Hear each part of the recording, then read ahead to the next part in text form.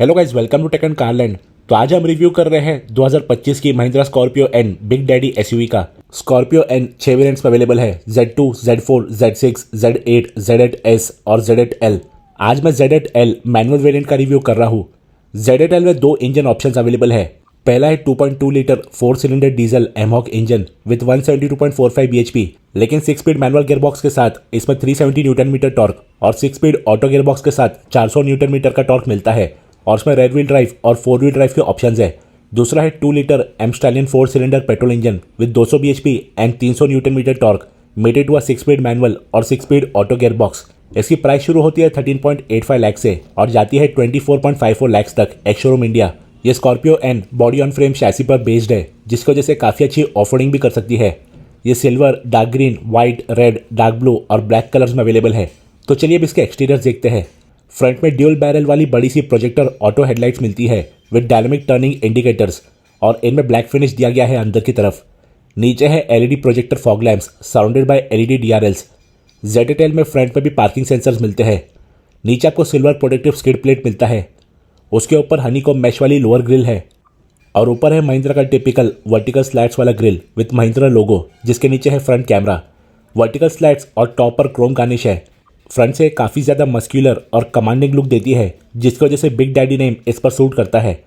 Z8L में ये dual tone diamond cut 18 inch के अलॉयज है। फ्रंट और रेयर दोनों में डिस्क ब्रेक्स दिए गए हैं। फेंडर पर है मैट फिनिश क्लैडिंग जो कार के डोर पर थोड़ी थिक हो जाती है, जिसके नीचे साइड में है ब्रश्ड मेटालिक फिनिश और फुट रेस्ट भी दिया गया है। बाकी क्लैडिंग पीछे तक जाती है। इसमें इलेक्ट्रिकली एडजस्टेबल और रिट्रैक्टेबल मिरर्स मिलते हैं with LED indicator. Door handle पर भी क्रोम गार्निश दिया गया है। डोर के ऊपर साइड में जो डोर वाइजर है वो एक्सेसरी लगी हुई है, लेकिन विंडो के नीचे वाली सिल लाइन में जो क्रोम गार्निश है वो स्टैंडर्ड है। रूफ पर है silver metallic finish roof rails. Window का chrome garnish third row glass के ऊपर तक जाता है और स्कॉर्पियन जैसा डिजाइन बनाता है और साइड प्रोफाइल से काफ़ी हद तक टोयोटा प्राडो जैसा बल्कि लुक देती है, जो पिछले स्कॉर्पियो से काफ़ी बेटर है। पीछे आपको ये Volvo style LED tail lights मिलती है with dynamic turning indicators. Boot पर राइट में है स्कॉर्पियो एन की बैजिंग। सेंटर में है महिंद्रा का new logo. Boot door handle पर भी क्रोम ट्रिम है। बम्पर पर नीचे है ब्लैक क्लैडिंग जिस पर रिवर्स लाइट और रिफ्लेक्टर्स है सराउंडेड बाय क्रोम गार्निश जो दोनों लाइट्स को कनेक्ट करता है। नीचे साइड में है सिल्वर प्रोटेक्टिव स्किड प्लेट। बाकी ये बम्पर गार्ड एक्सेसरी लगा हुआ है। रेयर पार्किंग सेंसर्स भी दिए गए हैं। यह नंबर प्लेट एरिया के ऊपर है इसका रेयर पार्किंग कैमरा। इसमें रेयर वाइपर विथ वॉशर मिलता है with defogger and rear spoiler with high mounted brake lamps. Roof पर ऊपर है shark fin antenna. Boot door पर भी कीलेस एक्सेस का रिक्वेस्ट सेंसर है। चलिए बूट स्पेस देखते हैं। बूट इसकी साइडवेज खुलती है और हाइड्रोलिक स्टड्स दिए गए हैं ताकि ये इजीली ओपन हो जाए। बाकी अंदर से ओपन करने के लिए भी हैंडल दिया गया है इसमें वैसे तो 460 लीटर्स का बूट स्पेस मिलता है, लेकिन डेप्थ काफ़ी कम होने की वजह से बड़े बैग्स इसमें आप नहीं रख सकेंगे। बूट में लेफ्ट में 12 वोल्ट का चार्जिंग पॉइंट दिया है और राइट में कुछ नहीं है। बाकी जो ब्राउन कारपेट्स डाले हुए हैं वो एक्सेसरी है। रेयर सीट्स इस लीवर से फोल्ड हो जाती है और तब आपको 786 लीटर का बूट स्पेस मिलेगा, जो कि डिसेंट है एक फुल साइज एसयूवी के लिए। इसमें कीलेस एंट्री मिलती है। चलिए इंटीरियर देखते हैं। इसमें कॉफ़ी ब्राउन विद ब्लैक का इंटीरियर कॉम्बिनेशन मिलता है। डोर पर हार्ड प्लास्टिक का इस्तेमाल किया है ब्लैक और ब्राउन एरिया में। बस यहाँ हैंडरेस्ट पर लेदर पैडिंग है। यहाँ पर पियानो ब्लैक ट्रिम पर है इलेक्ट्रिक मिरर, लॉक अनलॉक और पावर विंडो के switches with anti pinch function और फ्रंट विंडोज में 1 टच डाउन का भी फीचर है। डोर हैंडल और ग्रैब हैंडल पर सैटिन सिल्वर फिनिश दिया गया है। नीचे है 1 लीटर की बॉटल का स्टोरेज स्पेस और डोर स्पीकर। डोर सिल पर ऊपर ब्लैक विद सिल्वर वाला स्कफ प्लेट कंपनी फिटेड है। बस ये नीचे सिल्वर वाला सिल गार्ड एक्सेसरी है। ड्राइवर साइड 6 वे इलेक्ट्रिकली एडजस्टेबल सीट्स मिलती है with height adjustment and number support. ये ड्यूल कलर में लेदर सीट्स दी गई है और फ्रंट की दोनों सीट्स में वेंटिलेशन भी दिया गया है। चलिए बैठकर देखते हैं। सीट थोड़ी फर्म है इसकी, लेकिन अच्छा कमांडिंग सीट हाइट मिलता है। Z8L में ये leather wrapped flat bottom steering wheel मिलता है जिस पर ये सिल्वर इंसर्ट्स है फॉर प्रीमियम लुक और अपर साइड में थिक ग्रैब एरिया है थोड़ा स्पोर्टी फील देने के लिए और इसमें सिर्फ टिल्ट फंक्शन ही दिया गया है। स्टीयरिंग पर लेफ्ट में है मीडिया, वॉइस असिस्टेंट और कॉलिंग के बटन्स। राइट में है क्रूज कंट्रोल को सेट और रीसेट करने के बटन्स। स्टीयरिंग के पीछे लेफ्ट में है वाइपर कंट्रोल्स जिसमें ऑटो फंक्शन भी है और राइट में है हेडलाइट कंट्रोल्स और इसमें भी ऑटो फंक्शन दिया है।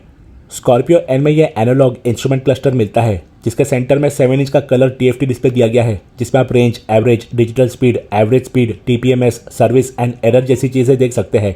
और इसमें ड्राइवर अटेंशन लेवल भी इंडिकेट होता है, जिससे अगर आपको थोड़ी भी नींद आ रही है या फिर आप थक गए हैं तो कार उसे डिटेक्ट कर लेती है और नोटिफाई करती है।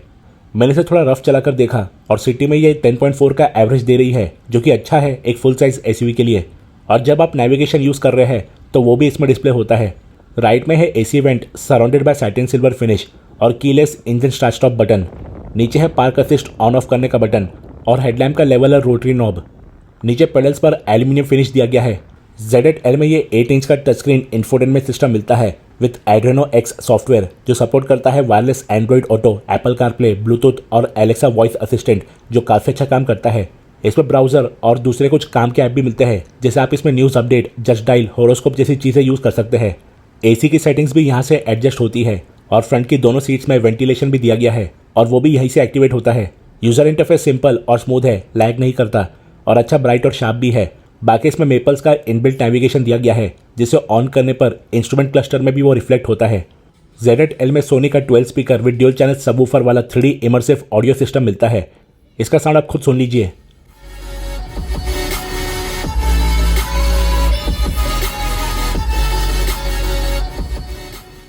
साउंड क्वालिटी काफ़ी अच्छा है, ट्रेबल्स और वोकल्स काफ़ी क्लियर है और बेस भी काफ़ी हैवी है इसका। इसमें 70+ कनेक्टेड कार वाले फीचर्स है, जैसे फ़ोन पर आप TPMS, रेंज और कार के दूसरे स्टैट्स देख सकते हैं। फ़ोन से कार को lock, unlock, headlight, Windows, alarm, sunroof और काफ़ी सारी चीज़ों को ऑन या ऑफ कर सकते हैं। और अगर ऑटोमेटिक वेरिएंट लेते हैं तो फ़ोन से ही आप कार को ऑन करके उसका AC सेट कर सकते हैं, ताकि आप कार में आने से पहले ही वो ठंडी हो चुकी हो। टच स्क्रीन के कुछ शॉर्टकट बटन्स भी दिए गए हैं नीचे की तरफ। नीचे आपको dual zone auto climate control AC मिलता है और इसके आप जो भी सेटिंग्स चेंज करेंगे तो ऊपर टच स्क्रीन में डिस्प्ले होता है। अच्छा हुआ पूरा सिस्टम टच स्क्रीन में मूव नहीं कर दिया दूसरे कुछ ब्रांड्स की तरह। नीचे एयरक्राफ्ट स्टाइल बटन्स दिए गए हैं, जिसमें पहला है इमरजेंसी SOS बटन और उसके बाद है कैमरा बटन, जिसे ऑन करने पर आप इसके कैमरा के डिफरेंट एंगल देख सकते हैं टच स्क्रीन सिस्टम में। ऊपर के बटन पर क्लिक करके एंगल्स चेंज कर सकते हैं आप, तो ये पार्किंग वगैरह में काफ़ी हेल्प करता है। उसके बाद auto engine off when idle, traction control off करने के बटन है। उसके बाद है हिल डिसेंट कंट्रोल का बटन और लास्ट में है ड्राइव मोड। इसमें 3 ड्राइव मोड्स दिए गए हैं, जिप, जैप और जूम, जो बेसिकली इको, नॉर्मल और स्पोर्ट्स मोड होता है। यहाँ पर नीचे पैसेंजर एयरबैग की सेटिंग्स है, एक फास्ट चार्जिंग और एक नॉर्मल USB पोर्ट दिया गया है। उसके नीचे यहाँ पर आपको वायरलेस चार्जिंग पैड मिलता है। पीछे है इसका 6 speed manual leather wrapped gearbox, automatic का भी ऑप्शन है। इसमें मैनुअल हैंड ब्रेक है जिस पर क्रोम टिप है। बाकी 2 कप होल्डर्स भी दिए गए हैं। यह है इसकी स्मार्ट फ्लिप की, जिससे डोर्स और बूट को लॉक या अनलॉक कर सकते हैं। पीछे है लेदर पैडेड सेंटर आर्मरेस्ट। इसे ओपन करेंगे तो नीचे डिसेंट स्पेस दिया गया है छोटे सामान रखने के लिए। बाकी ग्लव बॉक्स चेक कर लेते हैं। ग्लव बॉक्स डिसेंट साइज़ का है इसका, आप खुद देख सकते हैं।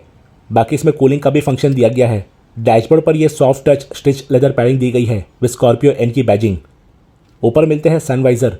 पैसेंजर साइड आपको वैनिटी मिरर और वाइट LED मिलती है। ड्राइवर साइड दोनों मिसिंग है, सिर्फ टिकट होल्डर का स्ट्रैप दिया गया है। बाकी auto dimming day and night mirrors मिलते हैं इसमें। सन ग्लासेस के लिए होल्डर दिया गया है जो अच्छे से पैडेड है। उसके पीछे है डोर ओपन वार्निंग और reading lamps.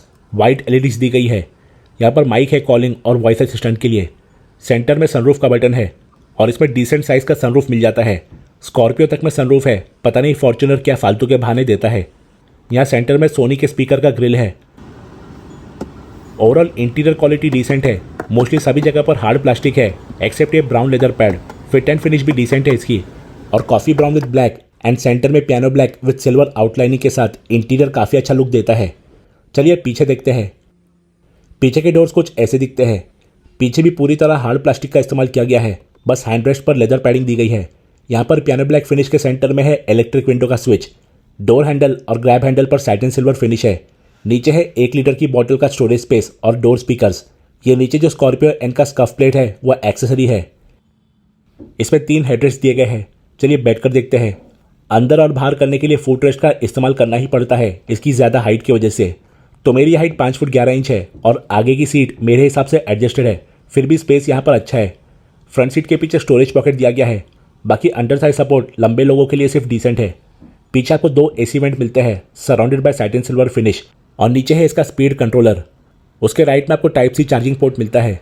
Centre flow tunnel height ज़्यादा नहीं है तो सेंटर पैसेंजर को लेग स्पेस में इशू नहीं आएगा। ऊपर दोनों साइड्स में रिट्रैक्टेबल ग्रैब हैंडल्स मिलते हैं विद कोट हुक्स। पीछे आपको रेयर सेंटर आर्मरेस्ट भी मिलता है। इसे ओपन करेंगे तो अंदर है 2 कप होल्डर्स। ऊपर आपको कैबिन लाइट्स मिलती है विद वाइट LEDs। सीट इसकी थोड़ी फर्म लगी मुझे कंफर्ट के हिसाब से। रिक्लाइन एंगल तो अच्छा है, लेकिन कंफर्ट लेवल्स मैं कहूँगा सिर्फ डिसेंट है। थर्ड रो को एक्सेस करने के लिए सेकेंड रो सीट में वन टच टम्बल डाउन का फीचर मिलता है। अंदर चढ़कर जाना लंबे लोगों के लिए थोड़ा हार्ड काम है। पहले सेटल हो लेते हैं यहाँ पर। तो आप देख सकते हैं कि मेरी नीज़ पूरी तरह सेकेंड रो की सीट में लग रही है। ऊपर से थर्ड रो में एसी वेंट भी नहीं है, तो किसी को परेशान करना है तो यहाँ पर बिठा कर सकते हैं। हेडरूम भी ओकेइश है, लेकिन काफ़ी नीज अप करके बैठना पड़ता है, तो स्ट्रिक्टली ये स्पेस सिर्फ बच्चों के लिए ही ठीक है। ऊपर दोनों साइड में वाइट रीडिंग लैंप्स मिलती है, बाकी स्पीकर्स दिए गए हैं। इससे अच्छा एसी दे देते। दोनों साइड में फिक्स्ड ग्रैब हैंडल भी है। हैंड ब्रश पर छोटा सा स्टोरेज स्पेस भी है। यहाँ पर ये कवर के पीछे 12 वोल्ट का चार्जिंग पॉइंट है, जो मैंने बूट के टाइम दिखाया था। साइड में हैंड रेस्ट पर हार्ड प्लास्टिक का इस्तेमाल किया गया है। थर्ड रो में फिक्स्ड ग्लास मिलती है। बाकी लास्ट रो को रिक्लाइन करने का भी ऑप्शन नहीं है, सिर्फ हेडरेस्ट को ही एडजस्ट कर सकते हैं, तो ये बिल्कुल भी कंफर्टेबल नहीं है। बाकी सेफ्टी की बात करेंगे तो इसमें आपको ABS, EBD, electronic stability control, hill hold control, hill descent control, 6 airbags, anti theft control, ISOFIX point, TPMS जैसे फीचर्स मिलते हैं। तो स्कॉर्पियो आज भी काफ़ी tough and built to last SUV है, और उसके टफ लुक्स की वजह से इंडिया में इसकी काफ़ी डिमांड है। तो आई होप आप लोगों को ये वीडियो पसंद आया होगा, और पसंद आया तो इस वीडियो को लाइक एंड शेयर कीजिए, और हमारे चैनल को सब्सक्राइब करके बेल आइकन भी दबा लीजिए। हम जल्दी लौटेंगे ऐसे कार एंड टेक वीडियोस के साथ। So till then stay tuned.